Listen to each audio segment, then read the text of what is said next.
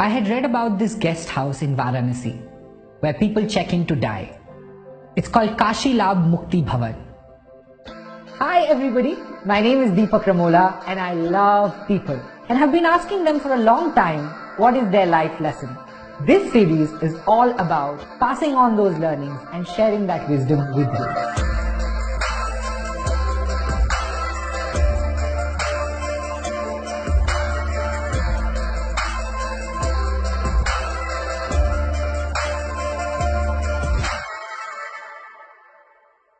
I had read about this guest house in Varanasi where people check in to die.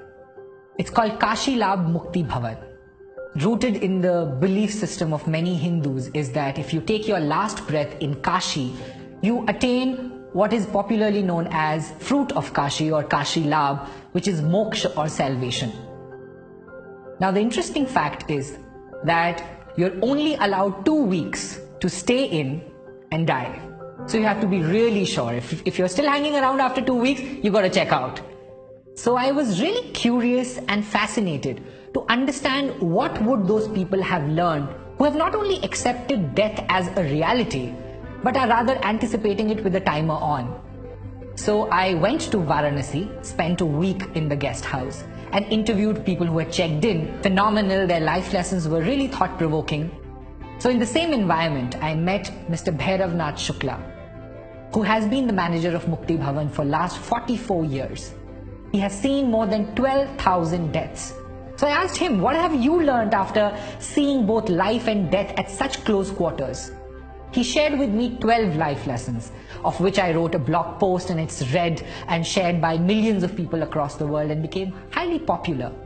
But there's one life lesson in that series which is Mr. Shukla's favorite and resonated deep with me, and the life lesson is resolve all conflicts before you go.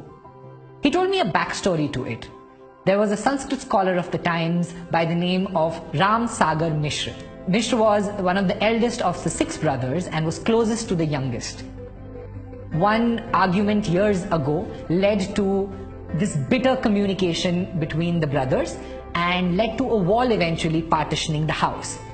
In his final years, Mishra checked into the guest house with his little pan case and told Shukla to reserve room number 3 for him because he was sure he's going to pass away on day 16th after his arrival.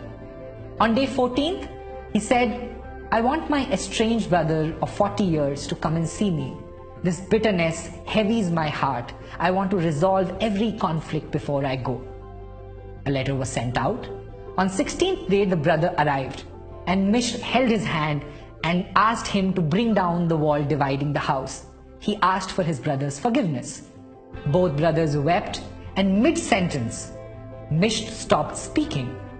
His face became calm and he was gone in a moment.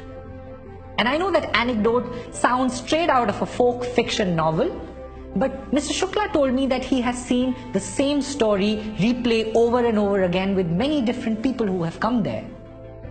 He said to me, Deepak, I see so many people carrying such unnecessary baggage throughout their life, only wanting to drop it at the very end of their journey. The trick, he said, however, lies in not having any conflict, but resolving every conflict as soon as you have it. You cannot and you should not go to bed having an argument, a disappointment, a resentment and doubt. You should try to resolve it. Because you see, the good news is you're alive. The bad news is, no one knows for how long. So resolve your conflicts today. I hope this makes and fuels your day.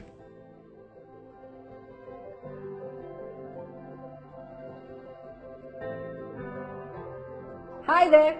I hope you enjoyed watching this video. And if you did, I'm happy to tell you there's more coming. You can share your life lesson with us to be featured on the series. Visit us at www.projectfuel.in and send your life lesson. Let's learn from each other.